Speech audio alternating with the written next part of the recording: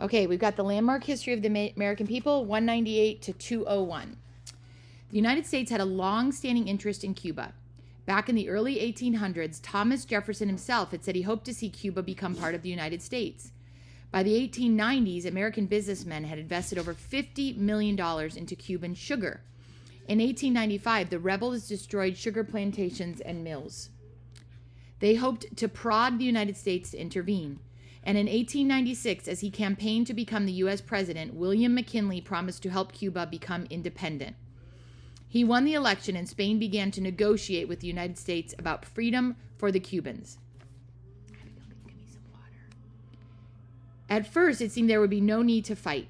But on February 9, 1898, the New York Journal printed a stolen letter in which the Spanish ambassador called President McKinley a coward and other nasty names. And there's actually a picture of the February 17th newspaper. It was a $50,000 reward for the detection of the perpetrator of the Maine outrage.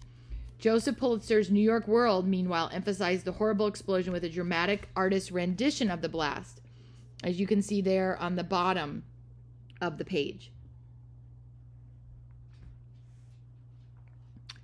To protect American lives and properties, the United States had sent the battleship Maine to Havana Harbor, which was near Cuba. At 9:40 on the evening of February 15, 1898, an explosion shattered the Maine. 260 officers and men had died. The Navy's Court of Inquiry reported that an underwater mine was to blame, but they would not say for sure whether the Spanish were to blame. But it didn't matter who was at fault. The yellow press called for a war against Spain and headlined the slogan, "Remember the Maine." When Theodore Roosevelt, the excitable Assistant Secretary of the Navy, heard that McKinley was hesitant to go to war, he said the president had no more backbone than a chocolate eclair, which is one of those donuts that's just very bendy. And then on February 25th, the Secretary of the Navy made the mistake of taking the afternoon off. That left impatient Teddy as acting secretary in charge of the whole United States Navy. Without consulting anyone, he instantly cabled his friend Admiral George Dewey, who commanded the United States fleet in Asiatic waters.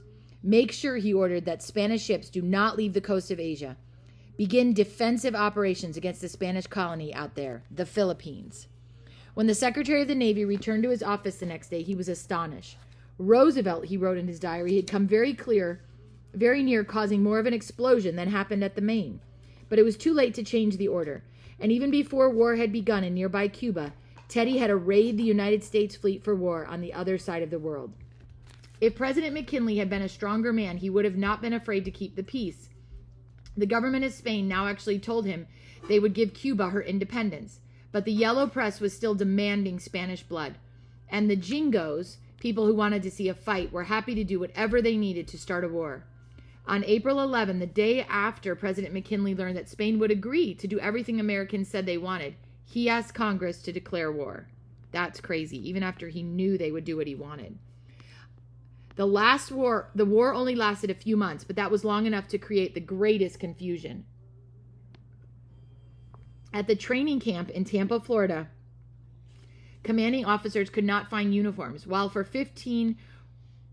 weeks, 15 railroad cars full of uniforms remained on a siding 25 miles away. The commander of the United States troops in Cuba, Major General W.R. Shafter, weighed 300 pounds and was therefore too unwieldy to get up to the front. Unprepared for combat, the Army committed every foolishness known to man.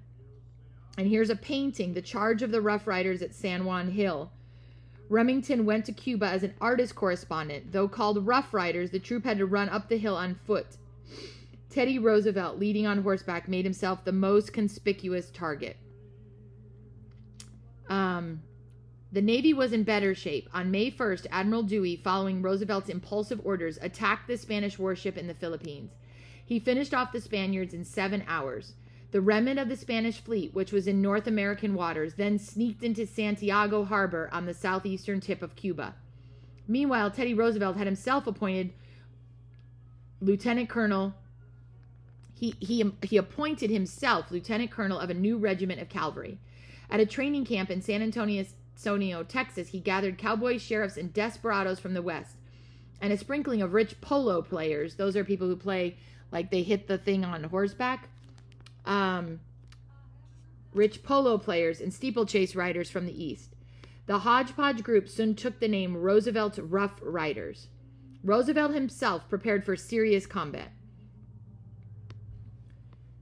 If he broke or lost his glasses, he would not be able to see where he was going, much less find the Spaniards to shoot. He ordered a dozen extra pairs of steel-rimmed eyeglasses. He then stowed them separately all over his uniform and even put several pairs inside the lining of his campaign hat. On June 22nd, Roosevelt's Rough Riders arrived in Cuba.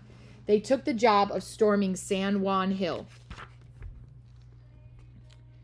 which overlooked Santiago Bay. To capture the steep hill, his Rough Riders, who had been selected for their horsemanship, actually had to get off their horses. I waved my hat and went up the hill with a rush, Roosevelt recalled. After a bloody fight, they reached the top. Theodore Roosevelt never suffered from modesty. When he published his book, The Rough Riders, the humorist Mr. Dooley said Teddy should have called it Alone in Cuba. The decisive naval battle occurred even before the Americans could place their big guns on San Juan Hill to bombard the enemy navy below. When the Spanish fleet tried to run for the open sea, the United States Navy exterminated every last one of Spain's warships. All over the United States, enthusiastic Americans celebrated their victory. By the standards of American history, this has certainly not been a full-size war. There were 385 battle deaths, less than 1/10 the deaths in the American Revolution, and only 1/20th of the deaths of the Battle of Gettysburg alone. While the American Revolution had lasted nearly 8 years and the Civil War had lasted 4, the Spanish-American War lasted only 4 months. Even this little war cost $250 million, $250 million, and several thousand deaths from disease. And the little war marked a big change in the relationship of the United States to the world. The tides of history were turned. Cuba became an American protectorate, somebody that America was protecting. Though officially independent, she was actually dependent on the United States for military protection.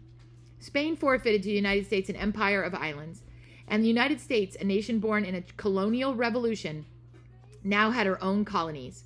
All were outside the continent. Some were thousands of miles away. The United States acquired Puerto Rico at the gateway of the Caribbean. It acquired Guam, which became important as a refueling station in the mid-Pacific. And Spain also agreed to sell the Philippine Islands, all 7,000 of them, to the United States for the bargain price of $20 million. These new American colonies added up to 100,000 square miles. And so you can see on this map on the bottom of page 200, it shows the new American territories as a result of the Spanish-American Wars. We've got Puerto Rico, we've got Guam, and we've got those Philippine Islands. And to this day, while we don't have all of the Philippine Islands, I think we do have, I think there's a portion, we have Guam and Puerto Rico to this day. These new American colonies added up to 100,000 square miles, holding nearly 10 million people. That was not much compared to the vast empires of England, France, or Germany. But for the United States, it was something quite new. The Spanish-American War in American history then meant less in terms of what it accomplished than in what it proclaimed. The American Revolution had been our war of independence. Now the Spanish-American War was the country's first war of intervention. The United States had joined the old-fashioned race for empire on all the oceans of the world. Many Americans worried. Some were sad and even angry. They called themselves anti-imperialists. They hated to see the United States become an empire. To be an empire, they said, meant lording it over people in faraway places. Anti-imperialists included Democrats and Republicans, of all sections and all classes, labor and Republicans.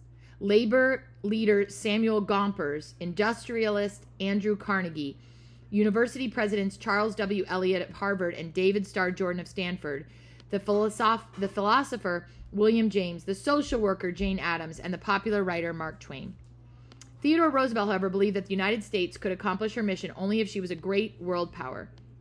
We must be willing to have colonies, he said, while we help the people learn to be democratic. He built a great navy.